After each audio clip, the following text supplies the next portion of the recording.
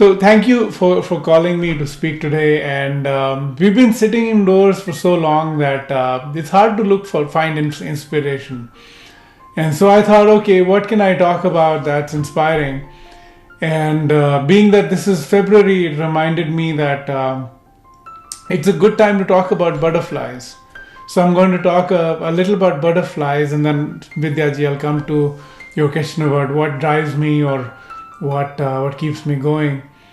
I'm going to talk about a butterfly that's no ordinary butterfly. This is a butterfly that travels 1800 miles every year. So it's a very hardworking butterfly. These are the monarch butterflies. And in February and March, if you go to Ardenwood Farm in Fremont, you will see these butterflies gathered together. They're stuck on a tree.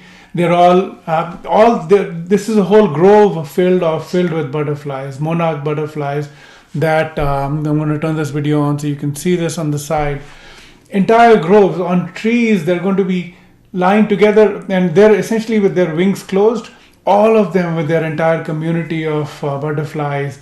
They'll be waiting for the weather to warm up, and they're gathered in the grove. And starting February and through March, as the weather warms up, they begin to open out their wings and sort of warm themselves up. And then eventually, when it's warm enough, they will begin to fly out of here.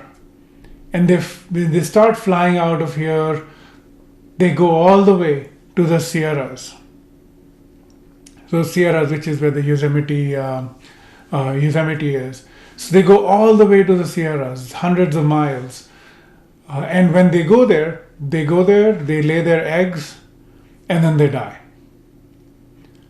What happens there is the eggs are hatched, the little caterpillars come out.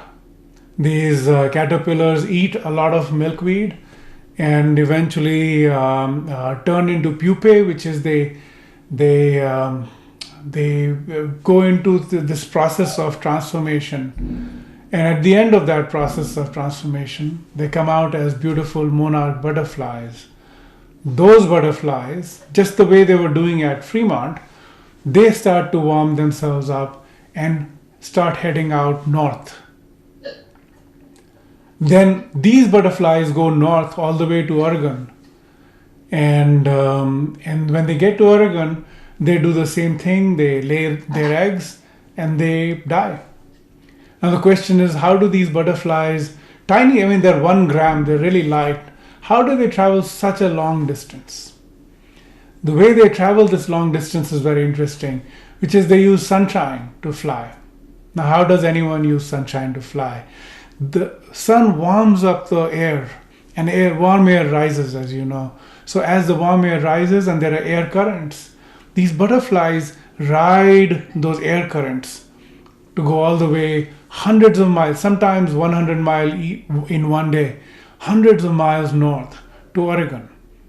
So remember, the Fremont butterflies went to Sierra Nevada. Sierra Nevada butterflies went to Oregon. From there they moved to Northern California. They die again. And 4 generations later, the butterfly dies again and comes over back to Fremont. In 1 full year, in November, they're back. And so this process they've been doing for thousands of years, maybe millions of years. And these butterflies, you might say, are 4 different butterflies every year. But the journey is continuous. And you might even think of them as one single butterfly, just wearing different butterfly clothes. One day they're wearing this colored clothes, another day same colored clothes but in a different body, and so on. And this cycle has been going on continuously. And the inspiration I take from that is going back to our own Hindu tradition. And there are 4 things I'd like to talk about today. One is, you remember when it's cold, these butterflies are gathered together in that grove in Ardenwood. They're gathering together to keep warm. We think of it as kutumba, family. And in the Hindu tradition, we say Vasudhaiva Kutumbakam. The entire world is our family. And our sense of family in the modern times has reduced to the nuclear family and even individual lives. And we don't think of the world as our family. And we suffer. We live less complete lives as a result.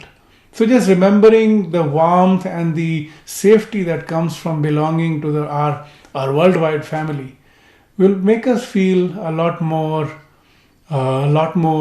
comfortable, a lot more protected. And that's why when we started the yoga program from Hindu Community Institute, we called it the Community for Immunity, because the Kutumba is like a family, and that automatically improves our health and well-being. The second idea that these monarch butterflies remind us of is just this idea that these eggs, what comes out of the egg is a caterpillar, and the caterpillar must transform itself into this stationary pupae, which transforms into a butterfly. So every stage of life, they go through a different personality. And in our tradition, we call them the ashrams, the four ashrams of life, the brahmacharya, grahastha, vanaprastha, and sannyasa. And understanding and accepting our current ashram stage of life is very important. And many times we are not willing to move on to the next stage, which is natural to us, which even a butterfly accepts. The seamless transition from one state to another is something that's very deeply built into the tradition. And people are unwilling to let go, but letting go is what allows the caterpillar to turn into a butterfly. And the butterfly now needs to do whatever it needs to do. So transformation at different stages of life is another inspiration we can draw from these monarch butterflies. The third is that we think of these as one single butterfly going through 1800 miles, even though they're wearing different butterfly bodies and clothes. And this comfort with the idea of death, this acceptance of the idea of death, is something that we can draw from these butterflies. But our own tradition says that, because of the idea of rebirth, of this continuity of the essential self into different bodies, gives us a lot more comfort and acceptance of the idea of death. So we can now look forward to the next butterfly body instead of worrying about this old and frayed butterfly body we're in right now. And the journey continues. So that comfort itself is something that we can take away from this example. And the fourth is the idea of selfless service or seva, that we can draw from the sun and the example of the sun, where unconditionally the sun is giving out warmth. And the butterflies are very efficiently using that warmth to travel long distances. And this capacity to serve is inborn in each of us. And that capacity to serve, seva is warmth which is given freely by the sun. It's sunshine given freely by the sun. It's continuing the flow of energy in the universe. We all, irrespective of who we are, where we are, all of us have the capacity and the desire to serve other people, the seva instinct. But not many of us have the opportunity to exercise that inborn capability to serve. Just being present to somebody else, being attentive to their needs, smiling at people even, just passing that sunshine and warmth itself can be seva. And that's really what's been driving me, Vidyaji, to answer your question. Inspiration is everywhere. Even in the monarch butterfly, there is inspiration that we can take for our own lives. What we've done at the Hindu Community Institute is just the way you have a solar power sort of system. We are looking at a seva powered society, which is how do we harness the inborn capacity for seva and convert that into a better society where everyone can travel long distances on these wings that are running on seva. How can each of us serve and feel that sense of satisfaction and everybody else take advantage of that, it improves everyone in the society. So we do several things. We've created a Counselor of Hindu Tradition course, which teaches Karma Yoga to people that they can use to then serve in the society. We're also creating standardized processes. We're creating a phone call-in system where anyone can call when they need help. Just this week, Anandji knows this, we reached out to a family who had unfortunately lost their child and helped them through the process of, what is the process for last rites for them. So what we're building towards is a phone call-in online system where anyone who needs help can find help, counseling help through the Counselors of Hindu Tradition. And the third thing we're doing, of course, is we're doing the yoga classes. I hope you're taking advantage of that. We have about 50 yoga teachers. Uttara ji is one of them. And we have delivered nearly 2,000 classes in the last year that the classes have been around, to about 50,000 people.